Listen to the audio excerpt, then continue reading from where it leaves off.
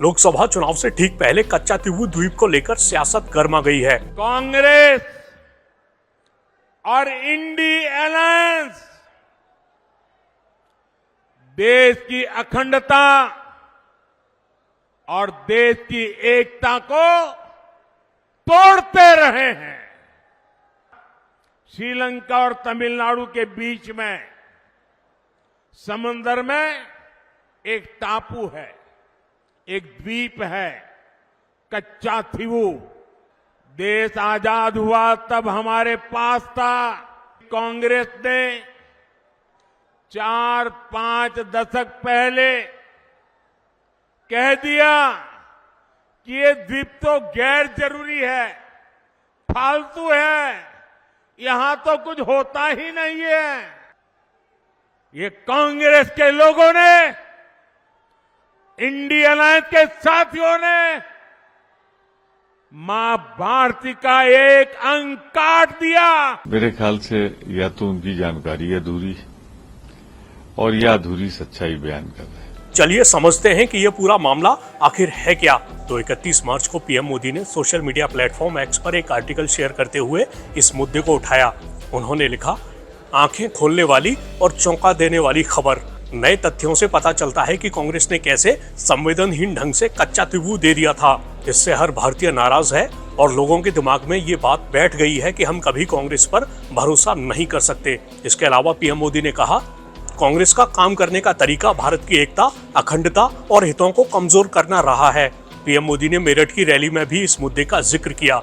आज मैं पूरे देश को बताना चाहता हूं कि कैसे कांग्रेस और इंडी अलायंस देश की अखंडता और देश की एकता को तोड़ते रहे हैं।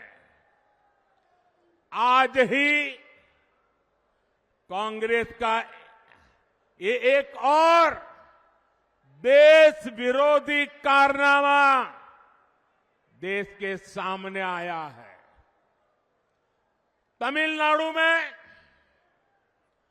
भारत के समुद्री तट से कुछ दूर, कुछ किलोमीटर दूरी पर श्रीलंका और तमिलनाडु के बीच में समंदर में एक टापू है, एक द्वीप है, कच्चाथीवू।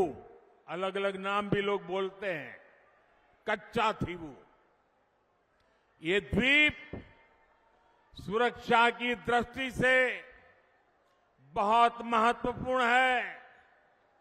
देश आजाद हुआ तब हमारे पास था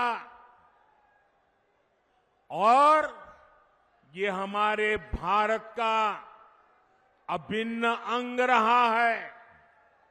लेकिन कांग्रेस ने 4-5 दशक पहले कह दिया कि ये द्वीप तो गैर जरूरी है, फालतू है, यहां तो कुछ होता ही नहीं है। और ये कहते हुए मां भारती का एक अंग आजाद भारत में ये कांग्रेस के लोगों ने, इंडिया अलायंस के साथियों ने मां भारती का एक अंग काट दिया और भारत से अलग कर दिया। देश कांग्रेस के रवैये की कीमत आज तक चुका रहा है।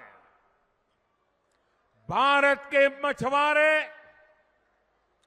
मछली पकड़ने के लिए समंदर में जाते हैं।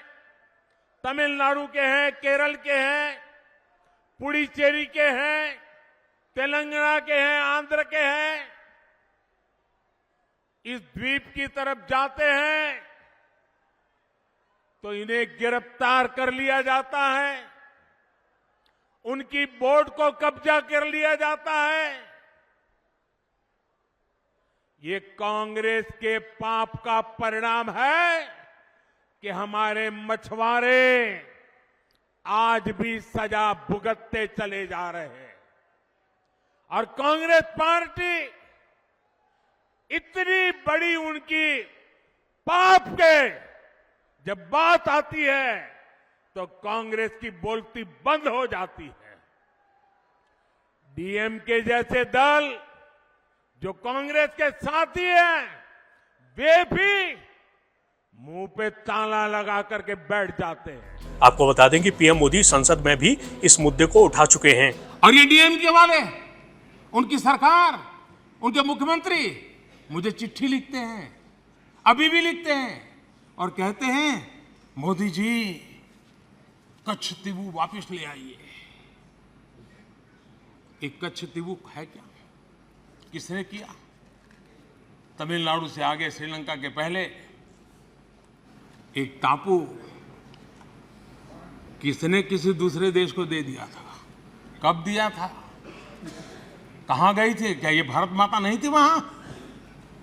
क्या वो मां भारती का अंग नहीं था? और इसको भी आपने तोड़ा। और कौन था उस समय?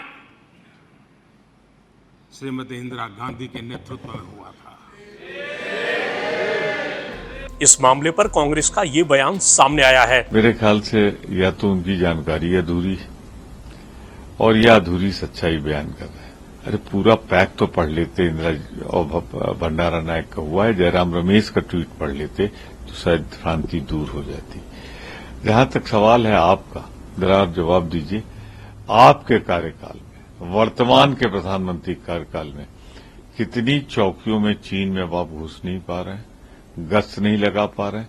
शर्म नहीं आती इस सरकार को? मैं आपसे पूछना चाहता हूं, क्या ये सच नहीं है कि जिस इंदिरा गांधी का आपने नाम लिया है उसने बांग्लादेश के 2 टुकड़े करके पाकिस्तान के बांग्लादेश बना दिया था, और उसी बांग्लादेश को आपने न जाने कितने हजार एकड़, सैकड़ों में नहीं, जमीन दे दी देश हित बताते हुए। याद है कुछ कानून पास कराया है आपने, लेकिन एक इंतहा होती है, या तो आप जानबूझकर झूठ से तथ्य रख रहे हैं और या आपको तथ्यों की जानकारी। वहीं डीएमके ने इस मामले पर कहा कि इतिहास पढ़े बिना किसी मुद्दे पर बात करना गलत है। उसने दावा किया कि 1974 में पार्टी ने कच्चा तीवू श्रीलंका को दिए जाने के विरोध में राज्यव्यापी आंदोलन और जनसभाएं की थीं। वहीं विदेश मंत्री एस जयशंकर ने कहा है कि डीएमके ने कच्चा तीवू को श्रीलंका को सौंपने पर सवाल उठाए। उसने दावा किया कि तमिलनाडु सरकार से विचार विमर्श नहीं किया गया, जबकि सच्चाई ये है कि उसे इसकी पूरी जानकारी दी गई थी। उन्होंने कहा, अब हम न केवल ये जानते हैं कि इसे किसने किया, बल्कि ये भी जानते हैं कि इसे किसने छुपाया। जयशंकर ने कहा कि तत्कालीन प्रधानमंत्रियों ने इस भारतीय क्षेत्र के प्रति उदासीनता दिखाई, उन्हें कोई परवाह ही नहीं थी।